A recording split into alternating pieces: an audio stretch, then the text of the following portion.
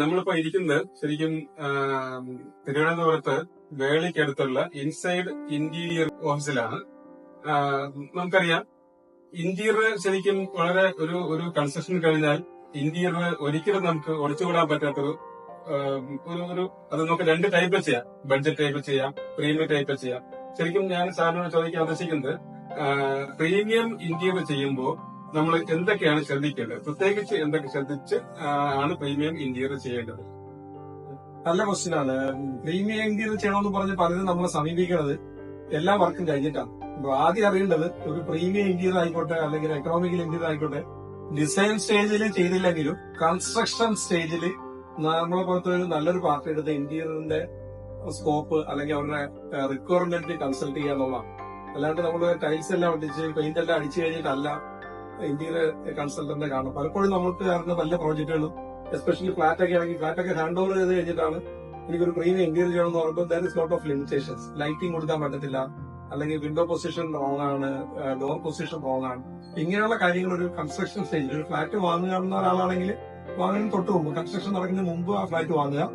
അതല്ല വീട് വെച്ചുകൊണ്ടിരിക്കുന്ന ആളാണെങ്കിൽ കൺസ്ട്രക്ഷൻ സ്റ്റേജ് അറ്റ്ലീസ്റ്റ് പ്ലാസ്റ്ററിംഗിന് മുമ്പായിട്ട് ഒരു പ്രൊഫഷണൽ ഇന്റീരിയർ കമ്പനി ലൈക്ക് ഇൻസൈഡിനെ പോലുള്ള ഒരു കമ്പനിയെ കൺസൾട്ട് ചെയ്യാം. എന്നാൽ മാത്രമേ പ്രീമിയം ആയിട്ട് നമുക്ക് ചെയ്യാൻ പറ്റത്തുള്ളൂ. അവർക്ക് സ്വന്തമായിട്ട് ഒരു ഫാക്ടറി കൂടി ഉണ്ടെങ്കിൽ പ്രൊഫഷണലി നമുക്ക് അതിൽ ക്രാഫ്റ്റ് ചെയ്ത് തന്നെ എടുക്കാൻ പറ്റും. അത് ഇൻസൈഡിന് കോൺട്രിബ്യൂട്ട് ചെയ്യാൻ പറ്റും. Thank you. ശരിക്കും സാറ് പറഞ്ഞത് എല്ലാം ഒത്തിണങ്ങിയ ഒരു കമ്പനിയാണ്. സാറിനറിയാം ഇൻസൈഡ് ഇന്റീരിയറിന്റെ MD ആണ്, സജീവ് സാറാണ്.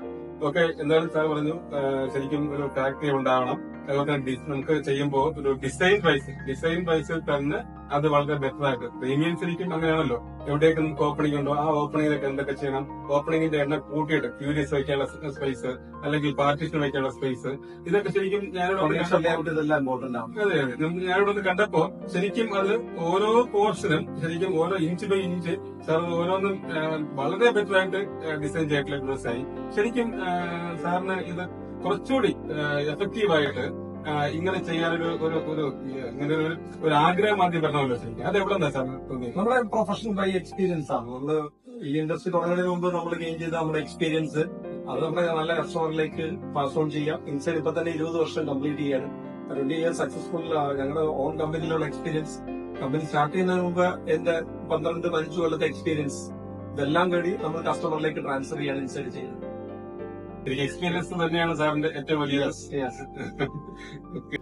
DR Tech Homes Private Limited, Trivandrum, an archway to future.